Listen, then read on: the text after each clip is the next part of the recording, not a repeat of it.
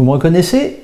Allez, on va tomber le masque et on va parler un petit peu de la reconnaissance de la médecine chinoise pour cette webconférence qui, j'espère, suscitera quelques questions auxquelles on essaiera de répondre à la fin.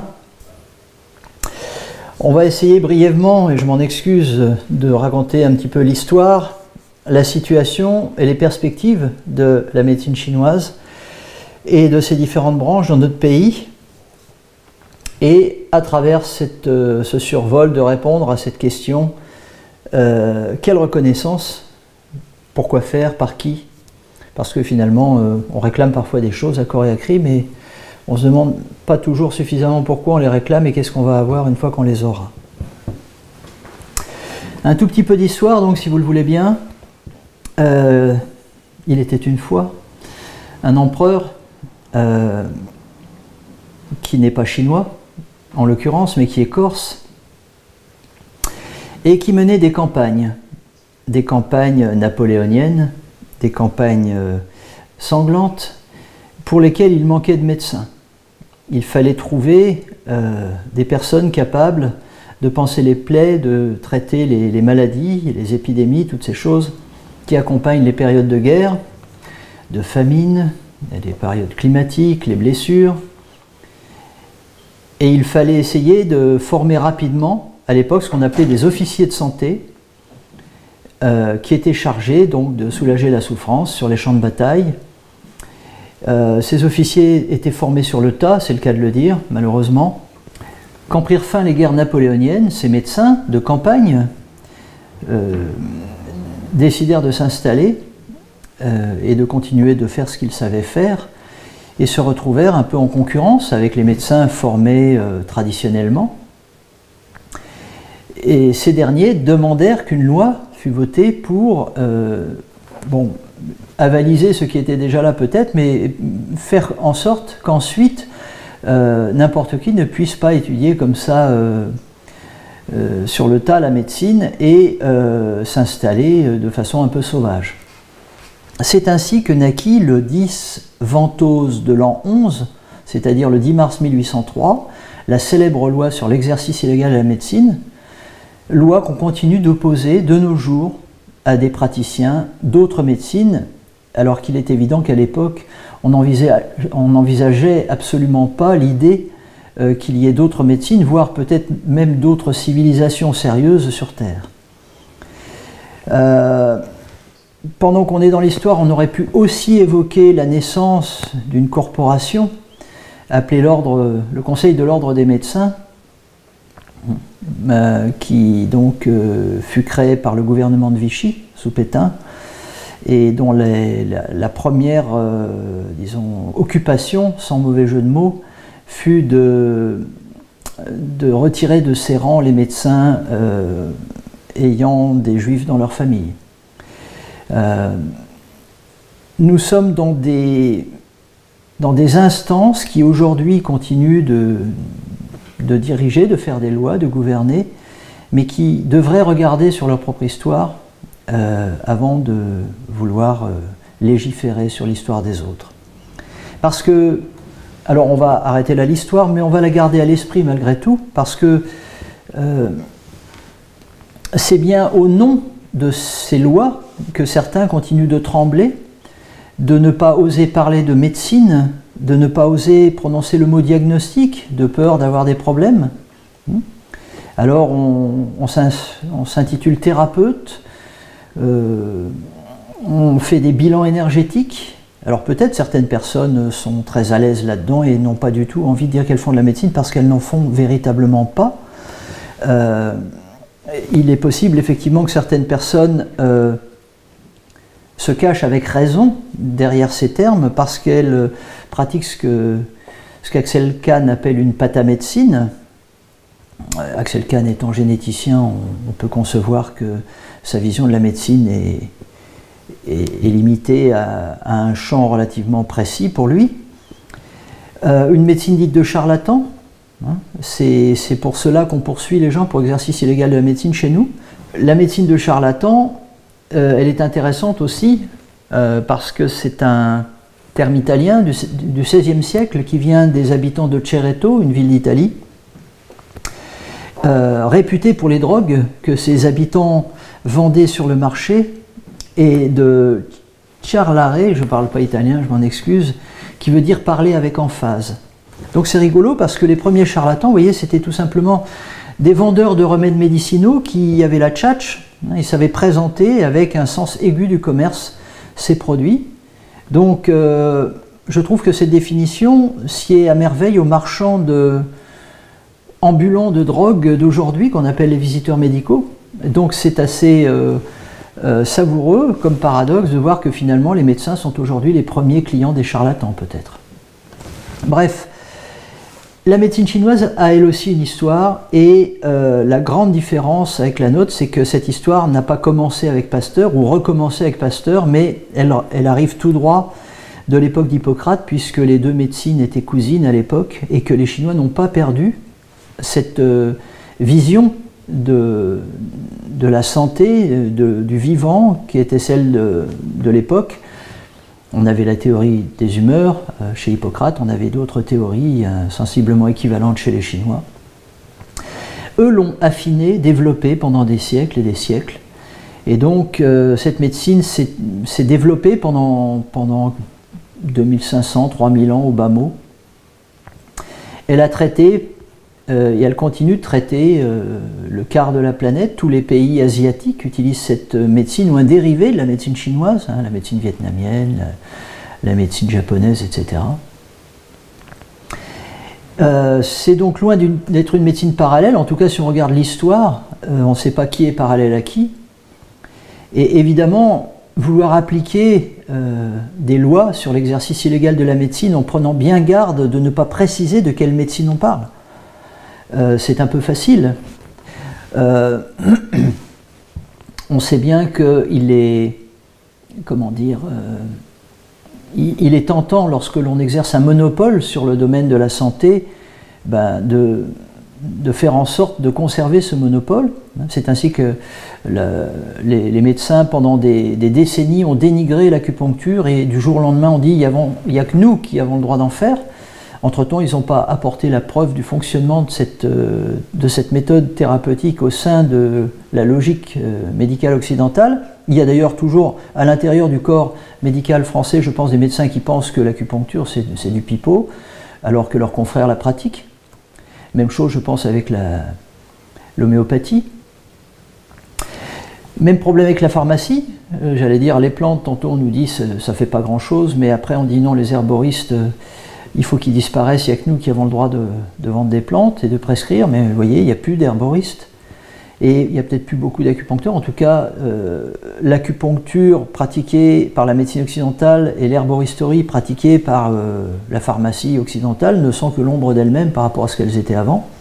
Et si l'on regarde ce que c'est que l'acupuncture en médecine chinoise, on ne voit pas du tout le rapport qu'il y a avec l'acupuncture que pratiquent les médecins, puisqu'il n'y a aucun diagnostic en médecine chinoise.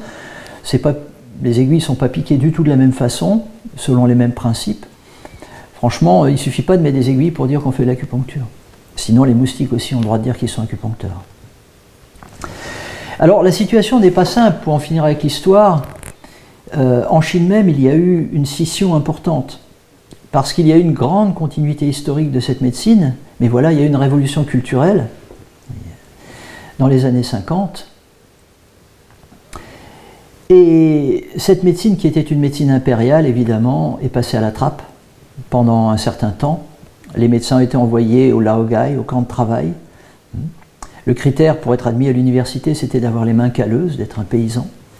On a voulu remettre tout à zéro, sauf que, évidemment, ça n'a pas fonctionné. Donc, on a perdu plein de choses. Il a fallu que des tenants de traditions anciennes quittent la Chine et essayent de continuer leur tradition héritée de génération et de génération, parfois dans d'autres pays. C'est la chance que nous avons eue avec le docteur Léong de tomber sur un représentant de cette tradition, héritier de 15 générations. Et effectivement, lorsque l'on se branche à nouveau et que l'on passe à nouveau des années de sa vie à étudier ces médecines qui viennent en droite lignée, comme ça, de tradition ancienne, et inutile de dire que des personnes comme ce docteur Léong, qui n'a évidemment jamais étudié la médecine occidentale, ont par contre des réputations de notoriété mondiale et ont traité des millions de gens formés, en tout cas par personnes interposées qu'ils ont pu former. On ne voit pas comment il est possible de devoir circuler en rasant les murs, la queue basse, en disant non, non, je ne fais pas de médecine. Bien sûr qu'on fait de la médecine. Simplement, permettez-nous de préciser de quelle médecine on parle. On fait de la médecine traditionnelle chinoise. Voilà. De l'ethnomédecine chinoise. Donc un ethnomédecin, ce n'est pas un médecin puisqu'il y a le mot ethno devant, c'est une médecine qui est venue d'une autre ethnoculture, d'une autre socioculture, et il suffit de voir qu'il y a des médecines sur la planète et pas une médecine, comme on voudrait le faire croire. On va en rester là pour la partie historique, mais c'est important de rappeler ce genre de petites vérités afin d'en arriver à la situation actuelle en France. Je finis avec la Chine, avant ça, pour dire que depuis la révolution culturelle, il y a eu deux courants. La Chine populaire, en fait, a beaucoup copié ses standards épistémologiques sur ceux de la science occidentale. Et effectivement, en Chine aujourd'hui, on trouve beaucoup plus de médecine occidentale, traditionnellement, si j'ose dire traditionnellement, que de médecine chinoise. Ça s'est raréfié, sérieusement. Et souvent, on va trouver, au nom d'une médecine dite intégrative, par exemple, mélanger, je ne sais pas moi, du paracétamol à une formule pour la grippe, une formule traditionnelle de plante, pour augmenter son efficacité. On est dans des façons randomisées d'études des plantes chinoises, donc on va donner la même formule à un millier de patients pour voir si elle est efficace.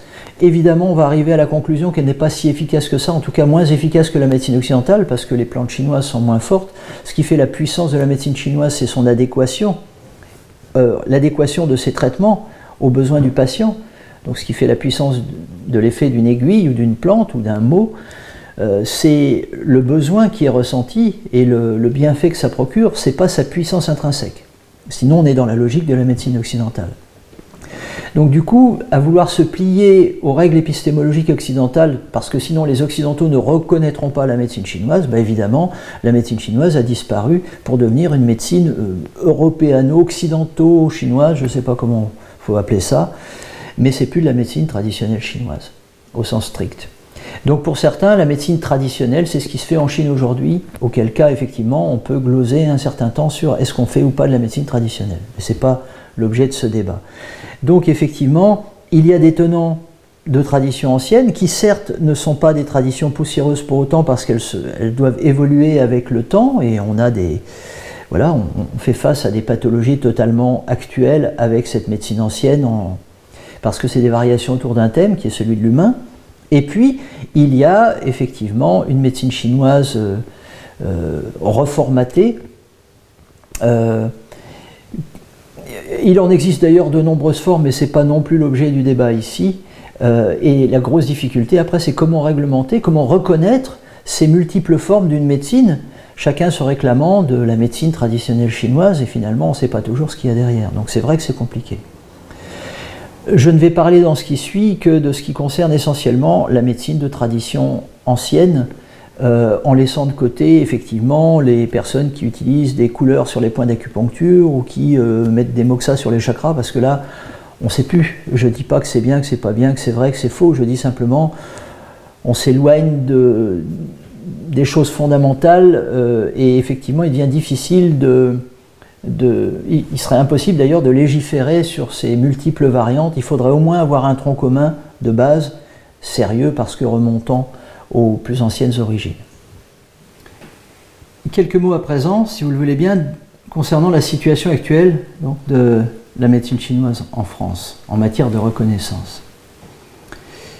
La reconnaissance, c'est quelque chose qui fait partie de la pyramide de Maslow.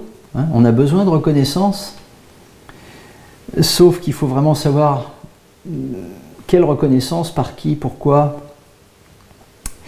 Parce qu'il peut y avoir un besoin compulsif de reconnaissance qui fait courir certains après des bouts de papier, après des titres, hein, après des diplômes. Alors certains vont en Chine chercher des diplômes qui plus souvent s'achètent qu'autre chose. Certains vont passer des années à étudier des choses qui ne sont pas forcément utiles pour ce qu'ils feront après, mais ce n'est qu'à cette condition qu'on pourra décrocher le bout de papier en question, même si on n'utilise pas ce qu'on a étudié pour pratiquer ensuite. Voilà, une autorisation, un permis de conduire, de chasser, de soigner, des fois on se demande. Bon. En tout cas, quel que soit ce besoin, il y a une bonne nouvelle, et il faut que vous en soyez conscients. La médecine chinoise est déjà reconnue. Il n'y a pas besoin d'un titre, elle est déjà reconnue et acceptée en tant que telle dans notre société. Nous avons une reconnaissance sociale. C'est pour ça que je n'ai pas besoin de mettre cette chose-là. J'ai une plaque dehors, ça fait voilà, 35 ans que j'ai un cabinet. On a le droit de travailler, on a le droit de payer des impôts, on a le droit de cotiser une retraite. Il n'y a pas de souci par rapport à ça. Il y a d'ailleurs une reconnaissance médicale également de la part des autres corps de santé. Je ne parle pas des gens qui sont dans le domaine de la santé que l'on soigne, parce qu'eux-mêmes n'ont pas toujours envie d'utiliser les mêmes traitements que ce qu'ils prescrivent aux autres, mais parce qu'effectivement ils voient les services rendus. On en parlera plus tard dans les perspectives, mais il y a un déficit, vous savez, de médecine générale dans nos pays. D'ailleurs, on dénigre un peu le médecin généraliste au sein même de la corporation médicale, alors que c'est un métier hautement honorable. Il y a une reconnaissance par les patients, et à mon avis, si on veut une reconnaissance, moi c'est la seule qui m'importe, en vérité. Même s'il n'y avait aucune des autres, à partir du moment où les patients tirent un bienfait réel des soins qui leur sont prodigués, je ne vois pas qui d'autre va m'interdire de rendre des services à mes semblables. C'est quand même un peu fort. Donc on a déjà cette reconnaissance, objectivement. Évidemment, elle n'est pas totale. Les soins ne sont pas remboursés. En tout cas, les mutuelles prennent une partie. On sait que la Sécu est en train de descendre et que les mutuelles prennent de plus en plus d'importance. Et ça tombe bien, les mutuelles ne sont pas totalement folles. Elles voient bien que pour l'équivalent d'une simple journée d'observation à l'hôpital, on peut soigner les gens pendant un moment, hein, quand on voit le prix de journée. C'est des centaines d'euros. Il y a des médicaments qui coûtent des milliers d'euros en médecine occidentale. Pour une injection à 5000 euros, moi je peux soigner quelqu'un pendant un petit moment, vous voyez. Donc, les mutuelles auraient intérêt à rembourser les soins de médecine traditionnelle chinoise. Simplement, on est de nouveau dans un système de monopole, de système, de corporation, et évidemment, ce n'est pas à l'ordre du jour. En même temps, on ne s'en plaint pas trop parce qu'on ne tient pas non plus à une sorte d'infantilisation, on tient à ce que le patient soit acteur de sa santé lui aussi, et que lorsqu'il faut donner de l'argent pour se soigner, ça veut dire qu'on investit dans sa santé. On fait un chemin de guérison.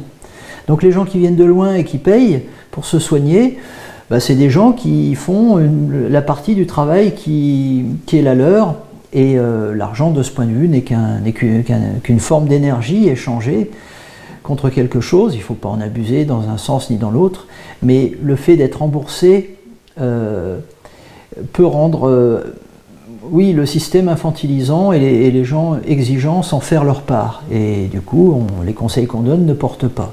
Donc on est assez grand pour faire la sécu nous-mêmes et offrir une séance si on l'a envie à quelqu'un. S'il n'a pas les moyens, c'est pas un problème, je fais de l'humanitaire. Donc le fait d'être remboursé, pouvoir rentrer dans ce système où les gens sont remboursés, je veux dire, on est assez grand pour le faire nous-mêmes si on veut. Mon regret principal, dans les limites de la reconnaissance, c'est peut-être le fait de ne pas pouvoir donner des arrêts de travail. Parce que je vous avoue que si j'avais ce pouvoir, j'en abuserais abondamment, et je pense que ça ne plairait pas forcément. Si j'étais dans un système médical classique, je serais vite radié du coup, parce qu'il y aurait un problème, parce que les gens travaillent comme des malades. L'expression dit tout. Donc nous sommes des acteurs de la santé à part entière dans ce que nous faisons de la médecine traditionnelle chinoise, et c'est reconnu comme tel. J'ai envoyé des courriers à un gouvernement, enfin au gouvernement français, expliquant d'ailleurs certains points de cette situation, pour leur dire que si un jour ils voulaient traiter de cette médecine, ils n'étaient pas obligés de s'adresser directement aux Chinois, mais ils pouvaient voir des gens qui faisaient aussi de la médecine chinoise depuis des années dans notre pays, Et je ne parlais pas en mon nom, je donnais des noms de fédérations, etc. Mais j'avais l'opportunité d'adresser un courrier direct à quelqu'un à Paris, donc je l'ai utilisé. J'ai pas eu les CRS le lendemain devant chez moi. La personne a pris acte, c'est dans les cartons d'un ministère qui a d'autres chats à fouetter, mais on n'a pas de vrais soucis. Les gens qui ont des problèmes avec les médecins ou avec je ne sais pas quelle instance juridique ou de santé, il faut voir aussi pourquoi, mais lorsqu'on travaille correctement, on n'a pas de, sérieusement, on n'a pas de vrais problèmes, lorsqu'on n'est pas inutilement provoquant. Voilà, il faut quand même faire confiance un tout petit peu à la sagesse humaine, même si elle n'est pas, on est d'accord, elle n'est pas toujours au rendez-vous. Mais c'est pas pour ça qu'on va s'interdire de faire des choses bien, ça serait malheureux quand même. Donc oui, on est des acteurs de santé à part entière, et j'ai une autre bonne nouvelle, non seulement la médecine est reconnue, la médecine chinoise, mais elle n'est pas réglementée.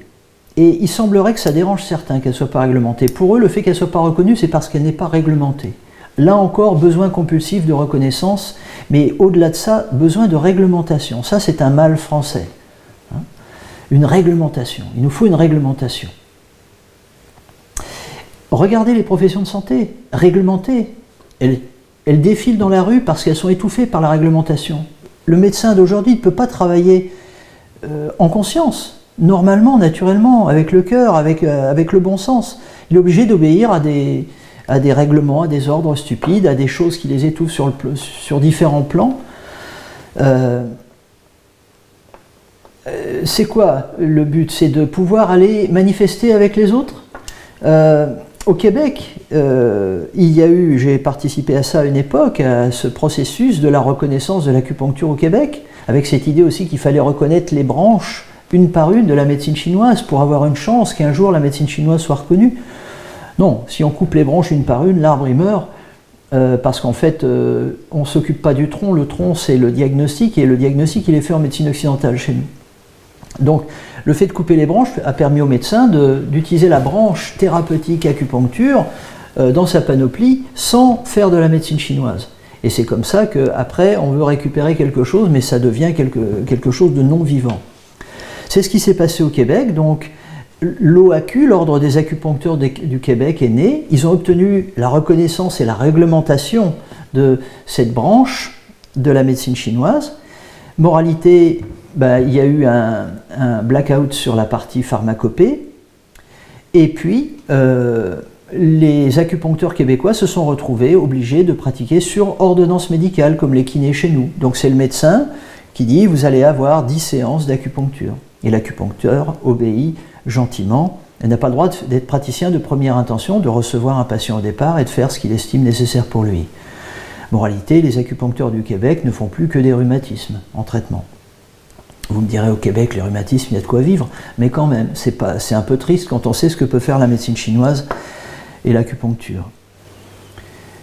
À propos d'acupuncture, pour revenir à la France, il est clair que, et pour parler réglementation, il est clair que le terme acupuncture est maintenant privatisé en quelque sorte par la loi qui réserve ce terme aux médecins.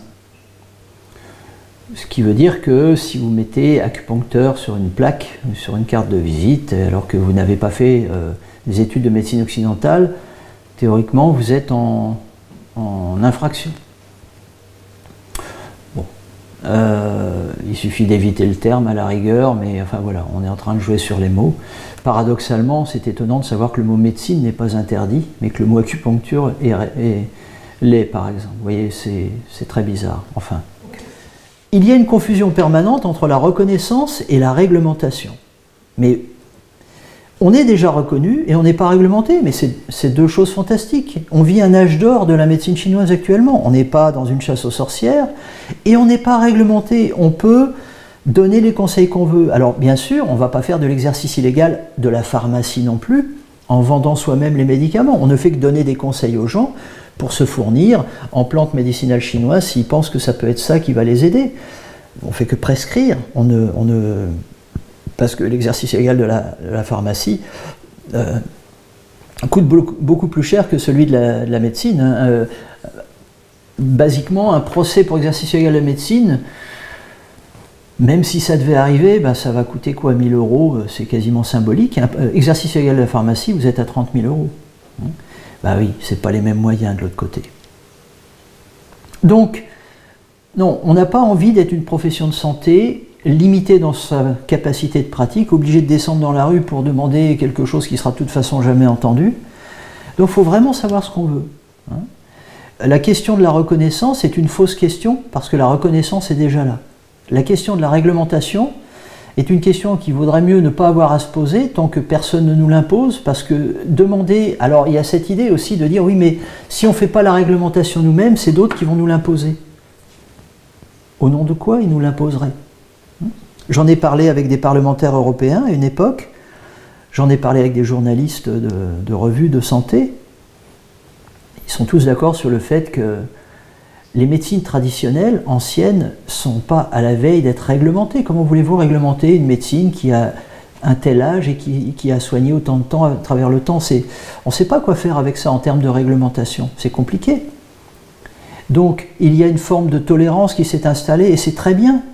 C'est même génial pour beaucoup de patients parce que ils ont une médecine de pointe comme la médecine occidentale qui va par exemple attaquer puissamment des cellules tumorales, et puis ils ont une médecine comme la médecine chinoise qui va aider la personne à ne pas mourir guérie parce qu'on va s'occuper du terrain pendant que certains sulfatent les champignons, nous on va essayer d'assécher les murs pour pas que ça revienne juste après. Donc il n'y a pas d'inquiétude par rapport à ça. En tout cas, c'est mon point de vue, et j'avais envie de le partager avec vous. J'aurai peut-être d'autres remarques à ce sujet, et ça animera le débat. Mais il faut voir qu'est-ce qui motive tous ces besoins, si c'est la peur, si c'est le complexe de, je ne sais pas quoi, de la blouse blanche. Voilà. On n'a pas de véritable problème. Par contre, on a le devoir de se former sérieusement en médecine chinoise, parce qu'on ne peut pas à la fois réclamer une reconnaissance et se former un petit peu à la va-vite. Par contre, on doit se former véritablement en médecine chinoise et non pas en cafouillothérapie, comme je dis parfois, c'est-à-dire papillonner dans des tas de méthodes thérapeutiques différentes, de bien secouer et puis de sortir une nouvelle méthode, parce que vous avez vu, il y a des nouvelles formes de médecine qui naissent tous les mois avec des noms toujours plus up-to-date, mais on n'a pas besoin de réinventer l'eau chaude sans arrêt. Les vieux systèmes fonctionnent. Justement, l'intérêt de la médecine chinoise, c'est de nous permettre de redécouvrir la médecine d'Hippocrate qu'on a perdue. Donc il ne faut pas trop bidouiller la médecine chinoise, à mon avis, de ce point de vue-là. Quelques mots à présent sur le futur, les perspectives de la médecine chinoise, par rapport toujours à cette reconnaissance. Il faut être conscient que nous vivons deux phénomènes, je dirais, actuellement. L'un est une pénurie annoncée de médecine générale, de médecins généralistes. Il y a des déserts médicaux qui s'installent. On est obligé de faire venir des médecins formés à l'étranger pour soigner les patients, et d'ailleurs ça se passe souvent très bien.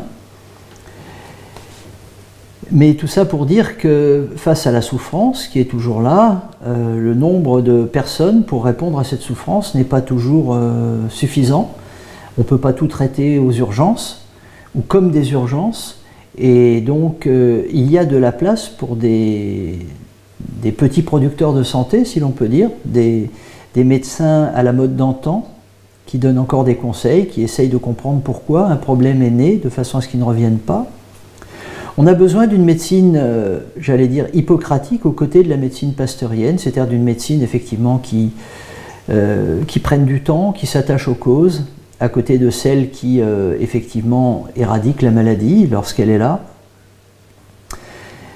On a besoin d'un renouveau du côté des patients à cause, je pense, d'un manque de temps par justement les médecins qui sont débordés. Les patients ont le sentiment de ne plus être écoutés, de ne plus être compris, de faire simplement l'objet de mécaniques répétitives, de protocoles thérapeutiques, de renouvellement. Voilà, on prescrit à peine en regardant le patient. Et puis du côté des médecins, je pense qu'il y a un besoin aussi de retrouver une liberté, de retrouver la possibilité d'un libre arbitre, qui est un petit peu lui aussi privatisé par la formation qui est reçue en médecine et par les laboratoires qui sont derrière, la machinerie qui est derrière et qui nous amène à mettre en place des systématisations. Il y a une industrialisation, une rentabilisation de la médecine et ça se sent et tous les médecins ne sont pas à l'aise avec ça et ça peut se comprendre. Et c'est vrai que puisque la médecine d'Hippocrate n'est plus là, il faut savoir qu'on peut se tourner vers la médecine chinoise pour répondre à ce genre de besoins, ce genre de questions et que rien ne l'interdit. Voilà en tout cas mon sentiment par rapport à ça. Donc peut-être qu'il va falloir que je remette ça, mais c'est un peu trop tard maintenant, si ça n'a pas plu ce que j'ai dit. Mais ça c'est carnaval. Hein. Donc merci à vous si vous avez des questions, et à tout à l'heure. Et ben voilà, c'est encore moi. Simplement j'ai changé de chemise parce qu'il y a eu un petit laps de temps entre les deux, entre l'enregistrement de la conférence et les questions. Merci à ceux qui ont suivi la conférence. Simplement, il y a une petite question qui a été posée concernant les diplômes proposés par les fédérations et éventuellement les diplômes chinois. Donc, évidemment, il y a une tentative de réglementation, enfin d'organisation, pas de réglementation, de cette médecine en France par ceux qui la pratiquent. Alors c'est vrai qu'il y a, disons, un petit monde différent entre celui de l'acupuncture et celui de la médecine chinoise, parce que certains, disons, limitent leur champ d'action à une méthode thérapeutique, qui est l'acupuncture principalement, et d'autres utilisent plusieurs branches de ce système médical. Mais toutes ces écoles et toutes les fédérations qui essayent de les regrouper essayent évidemment d'organiser quelque chose qui se tienne sur un plan collectif. Mais il faut être conscient simplement du fait qu'à l'heure actuelle, et pour je pense encore un bon moment, aucun diplôme passé actuellement n'a de valeur légale dans notre pays. C'est-à-dire que le diplôme, il a la valeur qu'on lui accorde, parce que concernant les écoles, ce sont des écoles privées. Donc, mais Oxford ou Cambridge sont également des écoles privées, donc ça peut être tout à fait honorable d'avoir un diplôme d'une école privée quand cette école a bonne réputation. Simplement, ce ne sont pas des diplômes d'État. Donc, le fait de passer ces diplômes n'apporte rien de plus en matière de reconnaissance. Et c'est la même chose pour un diplôme de fédération. D'autant plus qu'une fédération, si son but est de regrouper beaucoup d'écoles et que le niveau du diplôme qu'elle propose n'est pas supérieur à celui de certaines d'entre elles, on ne voit pas la valeur ajoutée de ce diplôme vis-à-vis du public, des usagers de santé ou des autres acteurs de la santé. Concernant les diplômes chinois, certaines personnes pensent qu'en allant en Chine et en décrochant un diplôme là-bas, on va pouvoir avoir une forme de reconnaissance. Il faut savoir qu'en Chine même, si on voulait pratiquer avec ce diplôme, je pense que les Chinois diraient non merci. C'est-à-dire qu'ils donnent ces diplômes ou ils les vendent parfois pour du public occidental, mais on ne pourrait pas pratiquer en Chine même avec ces diplômes-là, parce qu'on les a passés en très peu de temps en vérité. Et en France, en tout état de cause, ils n'ont pas de valeur légale non plus. Donc c'est plus pour rassurer les personnes, encore une fois on en parlait tout à l'heure au niveau des morceaux de papier, c'est plus pour faire parfois des promesses afin d'attirer quelques ouailles dans quelques filets de quelques écoles ou quelques fédérations que ce soit. Mais je pense que la vraie reconnaissance, elle ne vient pas pour l'instant du diplôme, et il n'y a de toute façon pas de diplôme d'État. Donc que ce soit bien clair, le diplôme il a la valeur qu'on lui accorde parce qu'on sait le temps qu'on a mis à le passer, on sait ce qu'il y a dedans, et c'est quelque chose qu'on utilise pour soi finalement, mais vis-à-vis de l'extérieur, pour l'instant, aucun diplôme n'a cette valeur. Pas d'autres questions dans l'immédiat, donc je vous remercie de votre attention, et à bientôt pour la prochaine conférence. Ah, attendez, il y en a peut-être une qui est débarquée, mais là, il me faut mes lunettes. Les gens ne connaissent pas cette pratique. Quand on en parle, les gens nous regardent le plus souvent avec de grands yeux. Manque de communication ou autre. Ah bah oui, là je suis en train de m'adresser à des gens qui sont censés avoir déjà entendu parler de la médecine chinoise, et c'est vrai que la médecine chinoise, bien qu'ayant soigné le quart de la planète, excusez-moi, j'ai mis du feu, mais j'ai la fumée qui vient, donc j'ai un petit peu de difficulté à parler. Bien qu'ayant soigné le quart de la planète depuis des siècles, n'est toujours qu'une médecine parallèle et alternative en France. Ça, c'est une réalité. Donc, effectivement, ce n'est pas une raison pour essayer de faire de l'information à tout va sur cette médecine. C'est simplement une question de temps. Il faut se poser, travailler, soigner des patients, le bouche à oreille se fait, et ça, c'est exponentiel. Moi, je prends le pari que d'ici une dizaine d'années, la médecine chinoise sera très largement implantée en France et de bonne qualité, parce qu'il y aura des gens qui auront commencé à faire des soins sérieux, vérifiables, durables, conformes les uns avec les autres. Et c'est ça qui fera qu'elle sera connue. Donc effectivement, on est en train de semer des graines en ce moment, il ne s'agit pas de parler de récolte. Donc au travail tout le monde, et dans la joie et la bonne humeur, sans réglementation, mais avec la reconnaissance, c'est ça qui est important. Bonne soirée à tous.